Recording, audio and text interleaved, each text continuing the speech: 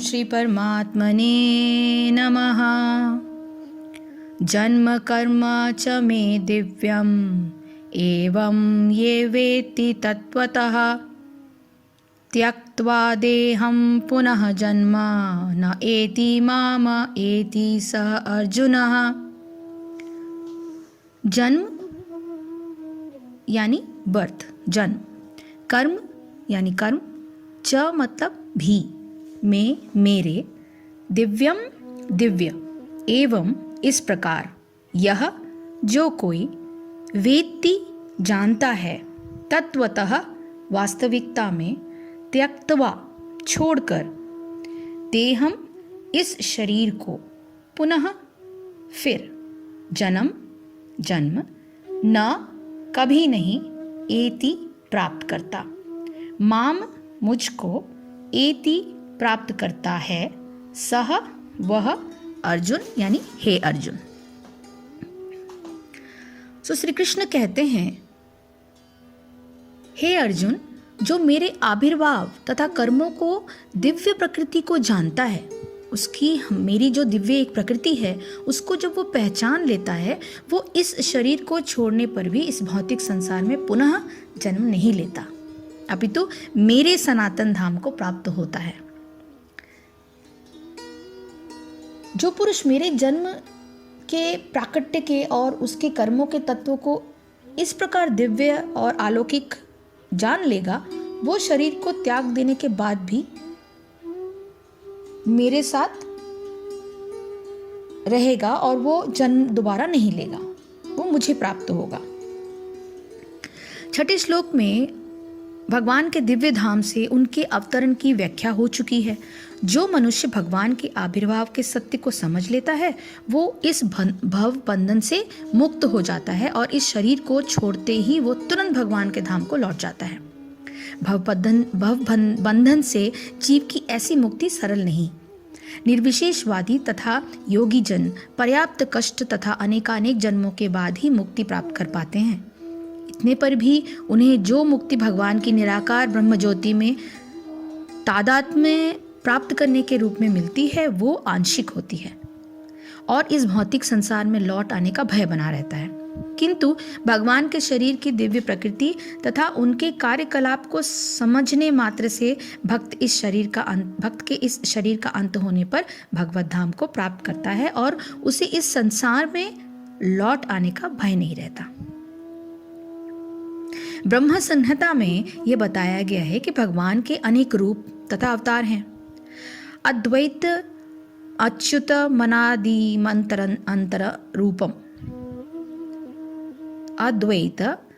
अद्वैतम अच्युतम अनादि अनंत रूपम। यद्यपि भगवान के अनेक दिव्य रूप हैं, किंतु फिर भी ये अद्वय भगवान हैं। इस तथ्य को विश्वास पूर्वक समझना चाहिए।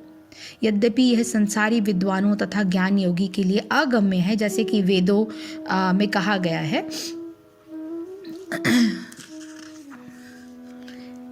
एको देवो नित्य लीला नुरक्तो।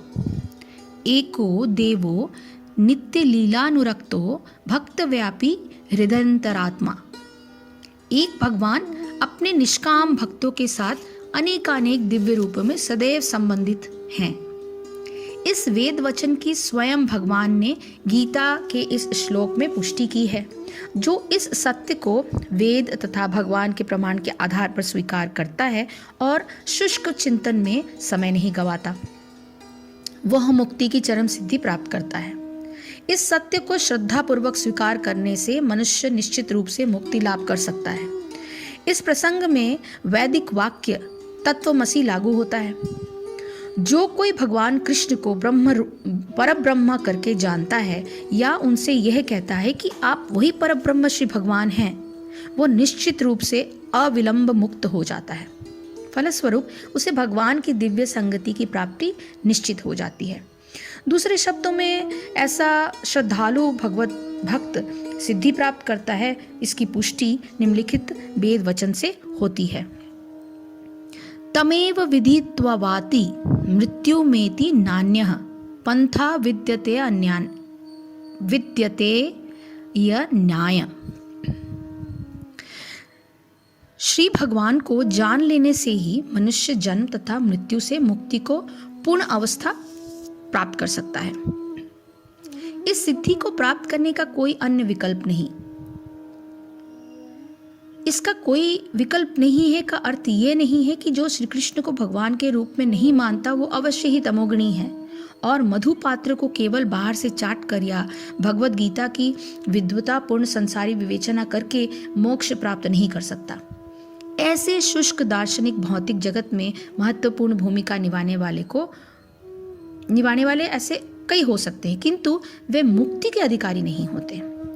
ऐसे अभिमानी संसारी विद्वानों को भगवत भक्त की अहेतुकी कृपा की प्रतीक्षा करनी पड़ती है। अतः मनुष्य को चाहिए कि श्रद्धा तथा ज्ञान के साथ कृष्ण भावनामृत का अनुशीलन करे और सिद्धि प्राप्त करने का यही उपाय है।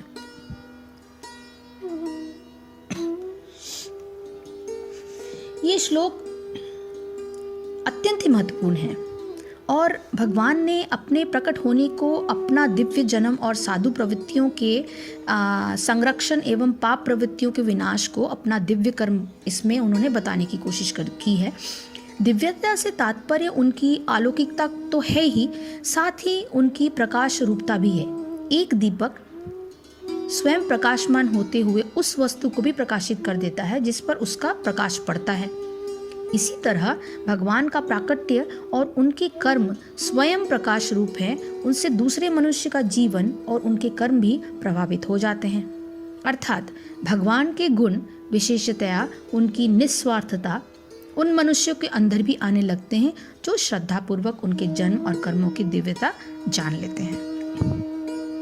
मनुष्य का शरीर प्रतिक्षण परिवर्तनशील होने के कारण किसी समय भी वास्तविक रूप में सत्तावान नहीं होता और उसका केवल आभास होता है, किंतु उस शरीर को प्रकट करने वाला जीवात्मा स्वयं नित्य सत्तावान है और परमात्मा की सत्ता का अंश ही है। जो मनुष्य जीवात्मा के इस दिव्य स्वरूप को जान लेता है वो स्वयं भगवान की दिव्यता से एकाकार हो जाता है। वह नाशवान शरीर से अपने संबंध को स्थायी नहीं समझता, अपितु भगवान के अविनाशी स्वरूप से अपने अस्तित्व को जोड़ देता है। फिर उसके सारे कर्म स्वहित की भावना से नहीं किए जाते, अपितु लोकहित की भावना से किए जाते हैं। इस प्रकार वह भगवान का ही अंश बनकर रह जाता है। इसलिए इस श्लोक में भगवान ये कहते हैं कि जो मनुष्य उनके जन्म और कर्म की दिव्यता को तत्व से जान जाता है वो शरीर त्यागने के बाद पुनर्जन्म को प्राप्त नहीं होता, अपितु भगवत स्वरूप को ही प्राप्त कर लेता है। शरीर त्यागने से ये नहीं समझना चाहिए कि भगवत स्वरूप की प्राप्ति तभी होगी जब पूर्ण रूप से प्राणों का शरीर से संबंध कट जाएगा। वास्तविकता तो यह है कि शरीर का नाश तो प्रतिक्षण होता रहता है, किंतु शरीर से संबंध होने की भावना मृत्यु तक रहती है। फिर भी यह संभव है कि मृत्यु से पहले ही मनुष्य अपने जीवात्म स्वरूप में भली भांति प्रतिष्ठित हो जाए। ऐसा होने पर शरीर रहते हुए भी उसके लिए शरीर भाव का त्याग पूर्ण रूप से हो जाता है। वर्तमान जीवन में ही जो अपने स्वरूप में प्रतिष्ठित हो जाते हैं उसे जीवन मुक्त कहा जाता है।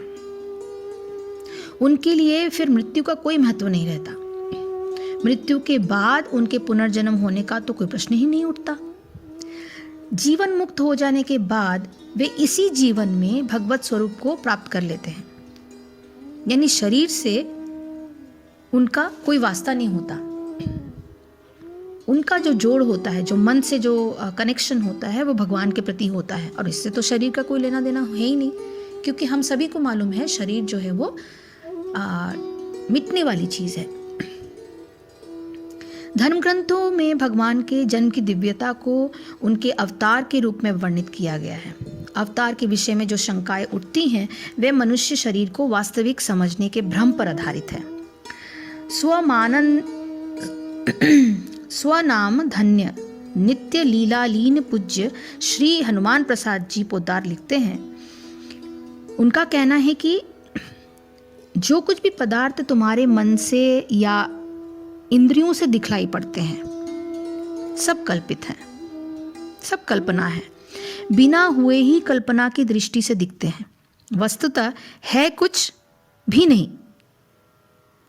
इसके बाद निश्चय करो कि स्थूल शरीर नहीं है, फिर निश्चय करो कि इंद्रियां नहीं हैं। तदंतर मन बुद्धि का ही निश्चय के द्वारा ही अभाव कर दो। जब इतना हो जाए तो निश्चय करने वाली वृत्ति को भी छोड़ दो। यही परमात्मा का स्वरूप है। सबके सर्वथा मिट जाने पर जो बचा रहता है, जिसे मिटाने वाला कोई नहीं रहता, वही सत्व स्वरूप है। समस्त ब्रह्मांड का दृष्टा और ब्रह्मांड का दर्शन सब एक परमात्मा ही है और उस परमात्मा से तुम सर्वथा अभिन्न हो। आप अलग नहीं हो उस परमात्मा से, उनको ढूंढना है। ऐसा निश्चय करके अपने को परमात्मा में बना लो। इस श्लोक में इसी प्रक्रिया का संकेत है कि जो भगवान के जन्म और कर्म को तत्व से दिव्य जान लेता है, वो परमात्मा को ही प्राप्त होता है। यहाँ यह प्रश्न उठ सकता है कि क्या पहले भी कभी इस प्रकार के व्यक्ति हुए हैं जो भगवान के स्वरूप को प्राप्त कर चुके हैं? इसके उत्तर में भगवान कहते हैं, हरे कृष्ण कृष्ण कृष्ण हरे हरे, हरे राम राम राम हरे हरे। जय श्री कृष्ण, जय गुरुदेव।